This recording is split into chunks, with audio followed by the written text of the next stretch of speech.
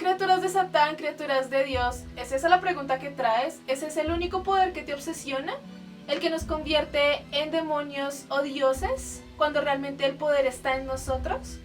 ¿Cómo puedes creer en esas mentiras fantásticas y antiguas, en esos mitos y emblemas de lo sobrenatural? Ustedes saben que me encanta arrancar así los videos. Lo anterior fue un fragmento de Entrevista con el vampiro. Hola queridos viajeros del tiempo y miembros sobrenaturales de este canal.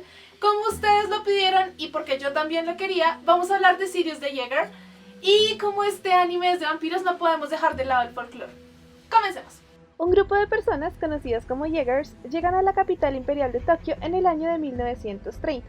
Su misión es la de cazar vampiros. En este grupo de cazadores nos encontramos a Yuri, un joven de 17 años que por cuestiones personales jura vengarse de ellos.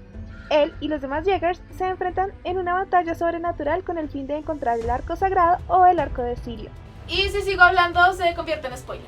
Así que vamos a analizar lo que tenemos. Primero, la fecha, 1930. Específicamente en el tema de lo sobrenatural se me hizo relevante la fecha, justamente porque al hablar de vampiros estamos acostumbrados y de hecho no se nos hace raro que las obras sean atemporales. Y aquí hago un paréntesis para hablarles un poco de historia, porque como les dije vamos a meter un poco de folclore de vampiros aquí. Resulta que en el Renacimiento, justamente para las fechas de la peste bubónica, las personas creían que los vampiros eran los transmisores de esta.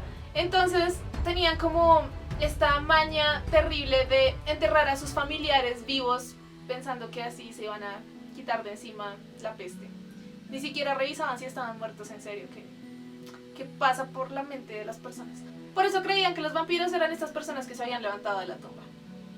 Bueno, también hay historias de vampiros en la Edad Media, justamente por Black Tapes, del periodo neoclásico y en general de muchas épocas de la humanidad. Así que, nuevamente retomando, ¿por qué 1930? ¿Qué pasaba en el mundo en 1930? Bueno, muchas cosas estaban pasando en el mundo, o sea, el primer mundial de fútbol, Mickey Mouse estaba incursionando en las tiras cómicas, pero a nivel sobrenatural, ¿qué estaba pasando?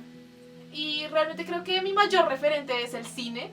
Creo que si bien había un auge por las películas de terror de las criaturas literarias clásicas como vampiros, Frankenstein, Jekyll and Mr. Hyde, el Golem. Sin embargo, este auge de películas de monstruos de la literatura comenzó en los 20s y diría que esa es como su época fulgor, aunque creo que los 30 también, pero no me explica del todo por qué esta fecha. Así que me fui hacia la historia de Japón y resulta que esto concuerda un poco más con lo que vemos en el anime. Por estos años en Japón, de hecho más que todo a finales de los 20s, Japón aumentó su potencial militar y además ganó el nacionalismo, lo que quiere decir que estaban enfocados en preservar su cultura y estaban rechazando un poco la cultura occidental que trataba de llegar en ese momento. Si alguien en este punto del video se pregunta ¿qué tiene esto que ver con mi anime? Pues resulta que para hacer un buen análisis es bueno tener en cuenta el contexto, y esto lo logramos en gran parte con los hechos históricos de las respectivas épocas. Así que podemos comprender por qué en el anime los japoneses se sienten tan atraídos y tan curiosos respecto a los cazadores de Jaeger, porque son extranjeros y justo en una época donde acaba de ganar el nacionalismo, pues tiene todo el sentido del mundo. Es un gran contraste y de hecho aquí es donde se junta la realidad con la ficción. Y bueno, si seguimos con el análisis, pues no es muy diferente de lo que ya pueden imaginarse, una pelea de cazadores y vampiros, y más allá de eso, los misterios y problemas que les pongan a los personajes. Por ejemplo, cosas como por qué le brillan los ojos a Yuri, aunque evidentemente desde el primer momento en el anime nos están sugiriendo que Yuri no es un humano común y corriente. Desde mi perspectiva, este anime tiene una premisa muy parecida a la de Owari no Seraph. Sin embargo, creo que ya tiene unos puntos de más, porque creo que la trama y los personajes son mucho más creíbles. Vamos a hacer la comparación de Yu con Yuri. Ambos son rivales de los vampiros. Ambos los odian a muerte, diría yo.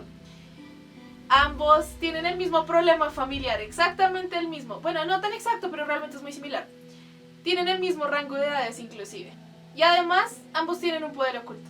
Sin embargo, reitero, creo que hay más emociones verosímiles en Yuri que en Yu. Lo lamento. Entonces, en resumidas cuentas, este anime ya me enganchó. Tiene una atmósfera lúgubre tirando a nostálgica. Los personajes son súper verosímiles. Creo que tienen muy buen desarrollo y mucho potencial, tanto los principales como los secundarios. Incluso los vampiros, o sea, los vampiros están organizados, tienen una jerarquía, tienen una ideología. Y eso de entrada los hace unos rivales súper respetables. Así que creo que esta historia tiene todo el potencial para convertirse en un muy buen anime de vampiros. Sin desplazar a Shiki, porque para mí Shiki está como en el top. Me dicen si quieren que sigamos hablando de vampiros, porque por mí, encantada. Saludos para Daniel, saludos para Antonio y saludos para Néstor hasta Uruguay. Eso es todo y nos vemos en el futuro. Bye bye.